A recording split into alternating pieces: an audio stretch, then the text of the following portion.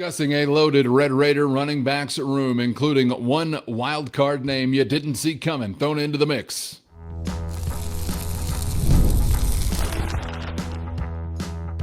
You are Locked On Texas Tech, your daily podcast on the Texas Tech Red Raiders. Part of the Locked On Podcast Network, your team every day. Great to be with you again on Locked On Texas Tech on the Locked On Podcast Network, your team every day, always free and available on YouTube or anywhere you get podcasts. Thanks for making us your first listen. This episode brought to you by Gametime. Download the Gametime app, create an account, and use our code LOCKEDON for $20 off your first purchase. With the Only Chris level, I'm Casey Cowan. Chris, great to be back with you. And on this episode, we are ball carrier focused, as we're going to hear from Red Raider offensive coordinator Mac Leftwich recently speaking on the subject of running backs. Chris, a room we believe to be loaded, and I think because of some of the assurances that we know we have in there at the top of that list with guys like Jacoby Williams and Cameron Dickey, maybe we begin to be overlooking this spot and the challenge in slotting in and best utilizing these riches in the running backs room, because I've gotten a little preoccupied maybe with the offensive line or among the pass catchers, maybe the quarterbacks here or there. But this is not just a turnkey plug and play necessarily ready kind of situation, because you do have a very talented presence returning to the room in Quentin Joyner. We're going to focus in on him and the beginning to his season, what we can expect. Maybe I should be tapping the brakes on Q early on a little bit, and we'll also get to what this impact looks like for Mac Leftwich's playbook. First, let's listen to the OC himself talking about the return of Quentin Joyner and what it will do, what it can do for his offense. Getting Q back just gives us the depth where we feel good about, you can put some two-back stuff on the call sheet, and, if one goes down, you've got somebody that can step up into that role, and it's not, hey, here goes 10 of my 80 calls on the call sheet, a big chunk. So you don't feel as hamstrung, and you're a little bit, you can keep those guys fresher, so if you're playing with in two back, we can rotate those guys, and you're still able to keep guys fresh where they're not worn out, taking 80 reps by the end of the game. So we'll do a little bit more of that than we did last year. I think those guys have handled that package really well. But I think it just gives you the depth to feel comfortable putting that on the call sheet where you're not, one play away from losing a good chunk of what you wanted to get to in the game. I think a lot of 12 and 22 personnel, which is, one and two back and two tight end and all that stuff, I think is, I think they will. There's a lot of two back stuff that I think they would have loved to have used last year, but just, felt like that, as he indicated, like, this is a bit tricky because we don't necessarily feel super comfortable about our third one, since we're moving guys over from defense just to fill out the depth chart with the injury to Quentin a year ago. They're in a much different spot now. I also think that something else that I hope people are considering is that, and whether you could play this one of two ways, or let's play it both ways, but Jacoby is very unique. I don't think you're putting two backs on the field, and I don't think that would include like Cam and Quentin together. Now, maybe there's some of that, but I don't think that's what you're majoring in. I think it's either Jacoby and Cam or Jacoby and Quentin, just because you've got really two different styles there, and you can motion Jacoby out. You can do a variety of different things with Jacoby. He's kind of that Swiss Army knife. And I think that's important to note when you get into a drive and you want to go really fast and you don't want to sub, because it's like you can do a variety of different things with and not have to sub out and then allow the defense to match it and all that stuff. And so I want to bring up the fact that I think like Cam and Quentin are kind of same as. They're like the very similar players, styles, all those things, okay? Jacoby doesn't really have that, but maybe he does. And I think that Jalen Jones is an important member of this team to think about in terms of he's not the same, but it's as close as you're going to get to being as close to Jacoby Williams. And I think that if you've listened to some of the availabilities and whatnot, you will hear them say Jalen's been very impressive, one, but there's been a few mentions of, and we line him up at slot and he can do some outside, but we also line him up in the backfield too, to which your antenna should get really high, which means that in scenarios where Jacoby is not in the game and you want to go fast, if Jalen is in the game, you can still do your two-back stuff. You can have fun with some different formations and sets and all kinds of different things. And again, I think Jacoby tilts much more to a running back, but he's going to play some receiver. Jalen Jones tilts way more to a receiver, but he's going to play some running back. What does all that look like? How much of that do we see? But I think that's in the bag, based on what they've said to you. Sounds like something that could kind of look like a jet sweep. Well, jet sweep. Yeah. I just spitballing here, but I'm glad you're bringing these arrangements up, because that's the question I had about Joyner. Jalen Jones, another thing to consider now, but I'm wondering about the playbook and if I should be thinking of this addition in Joyner as opening up or expanding the playbook. Is there now like a Q file that is inserted with his packages, or is he another ball carrier that simply added to what they wanted to do last year and now there's another body to do it with? Does that make sense? Yeah. I don't know if you're necessarily opening up the playbook per se. However, I think as you heard Coach Leftwich say, I just didn't have a lot of that stuff on the call sheet because I just didn't, it's like, Yeah. If somebody goes down and we get all this two-back stuff on, I can't get to any of that. So it's like now I've only got these, 30 other plays instead of 60 or whatever the numbers are to choose from. So I think that in that way it does open it back up. I think he can keep all of his two-back stuff on the – and now with Jalen allows for even more of that if you want to play that out that way. So – not that you've added a bunch of stuff. It's just that I think you can go to the stuff that you would have loved to have gone to a year ago. How about that? Let's phrase it that way. Okay. So, and I think talking about Quentin is interesting because I think, you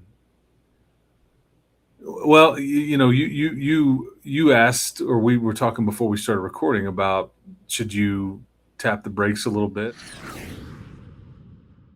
First, today's episode brought to you by Poncho. And if you're like us, you're basically living in game day gear during football season. So you need to check out Poncho's new game day collection. A performance shirt, but doesn't look like a performance shirt. Just looks clean, sharp, and like something you'd want to wear anywhere and in any weather to rep the Red Raiders, Chris, in style. Built for real life, man. Super lightweight, breathable, comfortable that you can throw it on any part of the day, tailgating at the game, at the bar, mowing the yard, doesn't matter, man. And we've got all the different sizes there at Poncho. You're not stuck with one size fits all. We've got regular, we've got slim, we've got tall and short or long sleeve, a variety of different colors. They'll even put a double T on it for you. They'll get you one today. That's right. Get to ponchooutdoors.com/lockedon. And when you enter your email, you're going to get $10 off and free shipping on your first order. Go to ponchooutdoors.com/lockedon. Enter your email to get $10 off and free shipping on your first order. And of course, take advantage of that natty back guarantee, meaning if your team's winning the college football national championship, Poncho is going to give you a full refund on your purchase, plus let you keep the shirt. ponchooutdoors.com/lockedon today. Enter your email, get $10 off and free shipping on your first order at ponchooutdoors.com/lockedon. A couple of things, and I heard Quentin himself say a week ago, I need to lose about 5 pounds. And, you can tell he's kind of starting to get back into it, like for real. And I just, is it because of the position that he's going to play different than like Hammond? I think there's probably a lot of that there, in that he's going to have to test that knee every single play. Whereas Will Hammond, I mean, it's just different. You're going to take hits on it. All the things. But I think also what you're hearing is that, and this is a good thing, but it's because I just think Cam and Jacoby are really good, like really good. And don't forget that, everybody. Tough to crack in there. And yes, I'm as excited as anybody about Quentin, and I do think that, as I've said recently, he's in a much better place as a person, and like he's gotten his grades rolling. He's, but it's just it may take a sec. So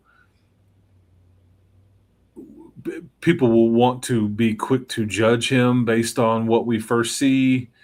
And I just would say that, maybe by late September, it looks a lot different than it does in late August and so on. And that's not a bad thing at all, because Jacoby and Cam are really good. But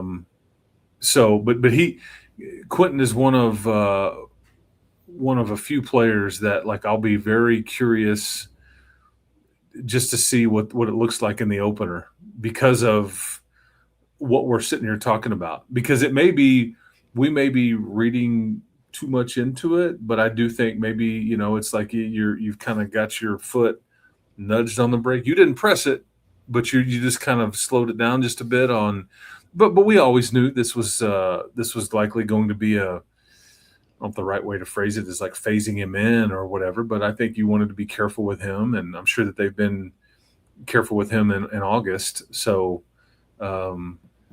it's worth monitoring, but I don't think that this changes any sort of game plan or call sheet or whatever. I think he's there. It's just we'll just have to see kind of the explosiveness, and it may take a sec. I just don't know what a sec would that be. Is that a couple of weeks or 2 months? And it's not any kind of like emergency, because you've got these incredible backs leading the room, but I'm prone, like some others, to want to get to all the toys, Chris. And one I hadn't quite seen yet unwrapped, I'm ready to take a look at. It's kind of like when, you pull a stocking down on Christmas morning as a boy, you got like 3 different cans of your favorite snuff that Mama got you for Christmas. And I like this one. I want this one. I want to try that one. Oh, what about that one? Let's go back to this one. You leave one neglected, and little sister's getting into that one. Different story for a different show, but you get the idea. I do want to ask you, can I throw you a curveball here and ask you to look into your crystal ball, because this room is not only interesting now, it is interesting down the road. And one of the most popular questions we get week to week, and I just most recently, I was looking it up with Brock, one of our Matador Mobsters, was texting about this very thing. What does this group look like heading into next season? And what is on the line as far as what these guys would like to achieve individually this year to impact next season here or elsewhere? And, oh, by the way, did you see a high school football highlight that was sweeping the nation maybe recently involving a future Texas Tech running back? So with all that considered, would you even dare to try to make a projection about how this year could impact next year's group and what names are involved? Yeah, that's a dicey proposition. Because I think, I don't know if like Cam and Jacoby are going to be in a position to say, I'm going to forgo my remaining eligibility here and I'm out. Now Quentin Joyner age-wise, but is he going to put together the kind of year that it would require to do that? If he does, then he may in fact look at that option, because I think that was likely in the cards when he came here. I think there was some chatter, this is just going to be a 1-year deal, and now he's here for a second year, and we know why. So great question, because the who you're mentioning is Sarad Baker, the DeSoto running back, and then you've got Ace Rowden, who I think they're very high on. I think Sarad probably is a better prospect based on the Earl Campbell impersonation that he did in the scrimmage that everybody saw. It's like, I'm not going to be tackled today. I just refuse to go down. Thank you for trying to pull on my jersey or come at my legs, but I'll just see my way through for 99 yards. He's like when Tony Dorsett there, which was one of Tony Dorsett on Monday Night Football against the Minnesota Vikings. I'll never forget it. It was nice of them to give him the whole field to try, but still they couldn't do it. Yeah, that's right. That's right. But that's a this is as intriguing of a position group, isn't there? Really, when we're thinking about log jams or things like that, especially so. Like, it's almost kind of the opposite of what your linebacker position could look like a year from now. I kind of get a little worried about that one. I mean, just because it's like, God dang, it's just so good, and they could all leave. I mean, Ben will leave, Romaine will leave, Corey Platt, will leave. John Curry could potentially leave. Now, if John Curry returns, then I think you feel much different, and you can put him next to Gowas, and then you add some things around it, and you feel pretty good about it because of Curry's return. But if anybody were to leave the running back position and you still held on to everybody else, I think you still feel pretty darn good about it. But yeah, and that's what is weird. A log jam at running back at Texas Tech, and not just your air raid type running back either. These are real run over you, run by you, in between the tackle type running back. I was gonna say it's like 91 all over again. I know. Yeah, about some of these different profiled guys. That's right. That's right. And even then, when you had Bam Morris and Hanspard and Ricky Williams and like you had that run of all the Hadnot and all those guys. More often than not, those were all like featured back scenarios. Okay, It was kind of like you're rolling with your quarterbacks. Well, that's how you had it at running back, but it wasn't like a committee or a shared responsibilities. That's what the sport is, though. Now it's very much a two back or shared responsibility or committee, or what doesn't mean any of these guys aren't good. I mean, obviously we know what the numbers that Cam and Jacoby put up last year, but you need that would be like my fear for somebody like BYU, as good as LJ Martin is, and he's really good. Like what else is there? First, today's episode brought to you by Open Door Financial Advisors. And if you're a Red Raider balancing family and career while forecasting for your financial future, whether that's retirement, getting out of debt, leaving a legacy for the kids, family, and more, getting help is a great idea, but getting straightforward help, not so easy, but it is.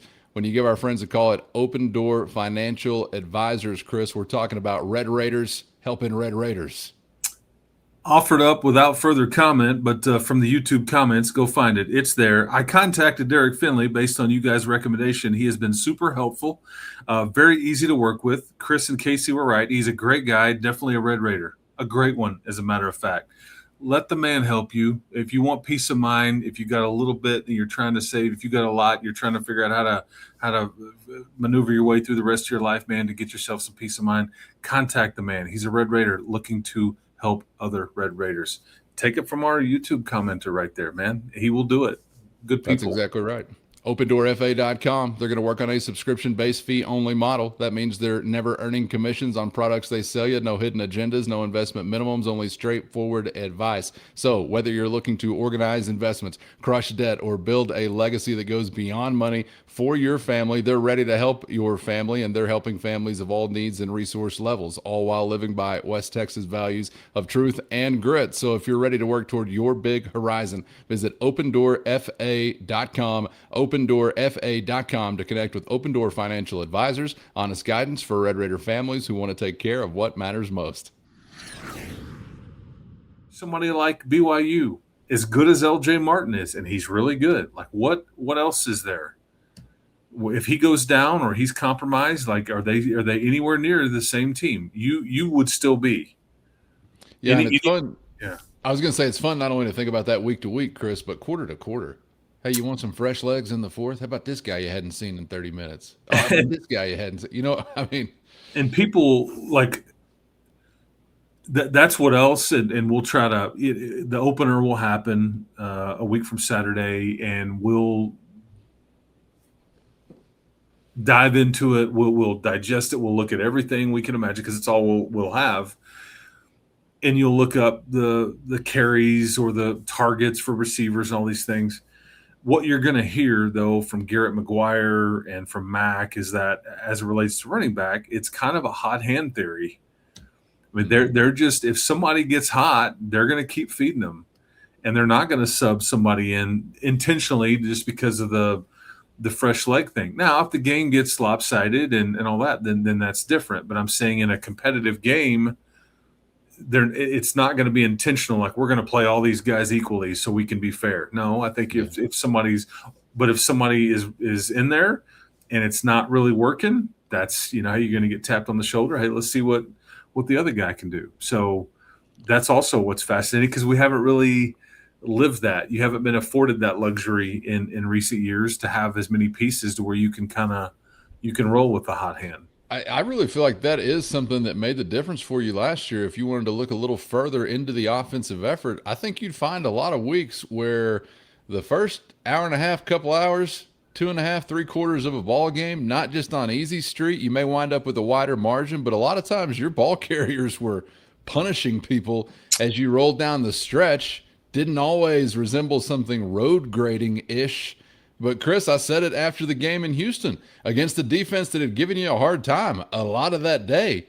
You inflicted your will upon them in the most physical way possible to bury them at the end of that game. I love a winning score, but it's even better when it comes with something like that. You're just bending them to your will. And I think we're going to see even more of that, Chris, because we're talking about this depth, obviously, but we're also talking about, I don't think I'm wrong, tell me if I am, but an offensive line that seems to be just flat out, aside from being bigger, geared toward being nastier in the run blocking category. You've heard about Church. You've heard about some of these other guys being geared toward that. So I think the fourth quarter put it away time could be even more fun this year than it was a season ago.